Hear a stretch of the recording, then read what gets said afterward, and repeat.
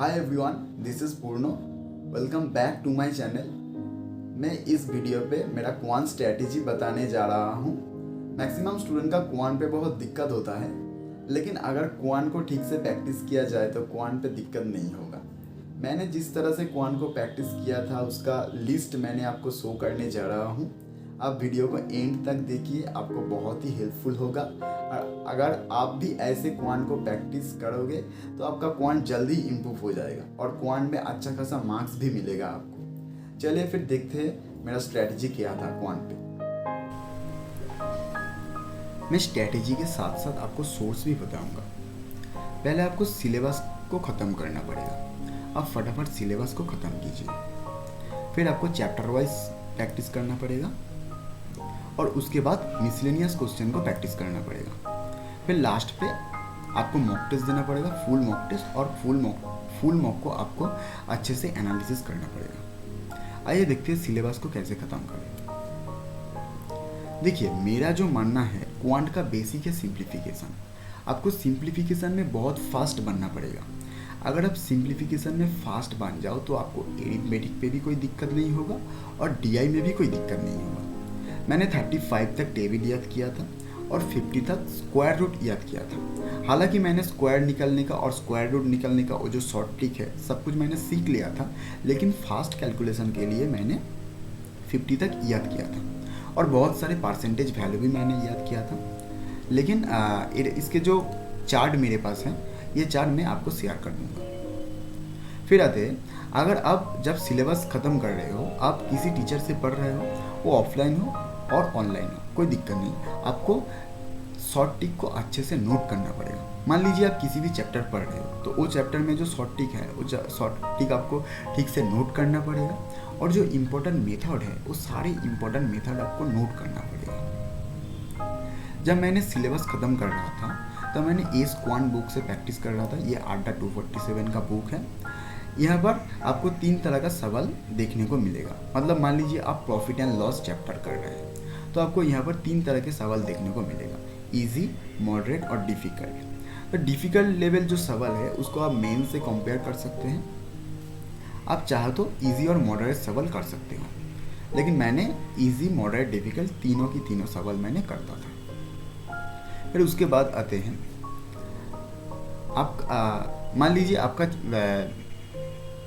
आपका profit and loss chapter में इस्क्वान book में जो सवाल दिया था वो सवाल आपने ख़त्म कर लिया है। तो फिर आप प्रैक्टिस मॉक पे जाइए। प्रैक्टिस मॉक पे बहुत फ्री क्विज है, आप फ्री क्विज को अटेंड कीजिए। अगर आप पहले दिन से क्विज अटेंड करोगे तो आपको टाइम मैनेज करना आदत बन जाएगा और पी लेवल के लिए टाइम मैनेज करना बहुत ही इंपॉर्टेंट चीज़ है। और मेरा जो सजेशन आपके लिए है, आप पहले दिन से 1 से 2 DI डेली प्रैक्टिस कीजिए, आपको बहुत फ़ायदा होगा। आप 2 DI कर सकते हो तो बहुत अच्छा है, लेकिन आप 1 DI तो कम से कम आपको करना पड़ेगा। ये हो गया सिलेबस। फिर आते हैं, सिलेबस ख़त्म करने के बाद आप चैप्टर वाइज प्रैक्टिस कीजिए। मतलब आपको क्या देखने को मिलेगा, मतलब आप देखोगे सिलेबस ख़त्म करने के बाद आपको कुछ चैप्टर आप भूल गया हो तो उस चैप्टर को कब क्या करोगे। अब तो मैंने क्या करता था, मैंने टेक्स्ट बुक का ये बुक खरीदा था। ये बुक में बहुत सारे सवाल है, बहुत तरीके से सवाल है, इजी भी है, डिफ़िकल्ट भी है, मॉडरेट भी है। मैंने सारे के सारे सवाल सॉल्व करता था डेली।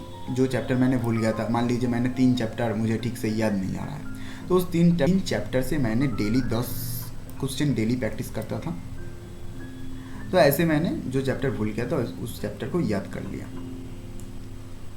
आप ये बुक प्रैक्टिस कर सकते हो। मैंने ये बुक के बारे में अलग से एक वीडियो डालूंगा और यहाँ पर DI भी बहुत सारे हैं, मैं अलग से एक वीडियो डाल दूंगा ये बुक के बारे में, तब ये बुक से प्रैक्टिस कर सकते हो। फिर आते हैं, आप चैप्टर वाइज प्रैक्टिस करने के बाद आपको मिसलेनियस क्वेश्चन को प्रैक्टिस करना पड़ेगा। देखिए, मिसलेनियस क्वेश्चन का सबसे अच्छा जो सोर्स है मेरा मानना है वो सर आशीष अरोड़ा का क्वांट चेकलिस्ट है। सर टेलीग्राम चैनल में डेली क्वांट चेकलिस्ट प्रोवाइड करते हैं। मैं डेली क्वांट चेकलिस्ट प्रैक्टिस करता था। क्वांट चेकलिस्ट में आपको क्या मिलेगा, सिंप्लीफिकेशन मिलेगा 20 सवाल, क्वाड्रेटिक 20 सवाल मिलेगा, एरिथमेटिक 20 सवाल मिलेगा और number series, wrong number series, missing number series, वो सारे 20-20 करके मिलेगा और 3 DI देखने को मिलेगा आपको। तो आप ये चेकलिस्ट सॉल्व कर सकते हो और आप चाहो तो सेक्शनल मॉक टेस्ट दे सकते हो। अगर आप क्वांट का सेक्शनल मॉक टेस्ट दो तो आपको दो तरह का फ़ायदा होगा। एक तो आपका मिसलेनियस क्वेश्चन प्रैक्टिस हो जाएगा और आपको टाइम मैनेज भी हो जाएगा। आपको टाइम मैनेज करना पड़ेगा। ये हो गया प्रीलिम्स का स्ट्रेटेजी। फिर आते हैं मेंस का स्ट्रेटेजी। देखिए मेंस के लिए मैंने अलग से कुछ बुक नहीं खरीदा था। मैंने सर आशीष अरोड़ा का यूट्यूब पे जो मेंस का क्लास है, मैं उस क्लास को अटेंड करता था और मैं वीकली 3 मेंस का मॉक टेस्ट देता था। मैंने 3 मॉक टेस्ट देता था मेंस का और वो मॉक टेस्ट को मैंने ठीक से एनालिसिस करता था। सवाल जितना भी टफ हो मैं एनालिसिस करता था, टाइम लेके करता था। बहुत ज़्यादा कभी कभी ऐसा देखने को मिला बहुत ज़्यादा टाइम लग गया, तो तब भी मैंने एक DI को नहीं छोड़ी, मैंने सॉल्व करके ही दी। ऐसे आपको मेंस को करना पड़ेगा। तो वीडियो अच्छा लगा तो कमेंट कीजिए, लाइक कीजिए, वीडियो को शेयर कीजिए और चैनल को सब्सक्राइब कर दीजिए। मैं अगले वीडियो पे रीजनिंग, इंग्लिश सब कुछ वीडियो डालूंगा इस चैनल पे। तो प्रिपरेशन जारी रखिए। All the best all of you. Thank you so much.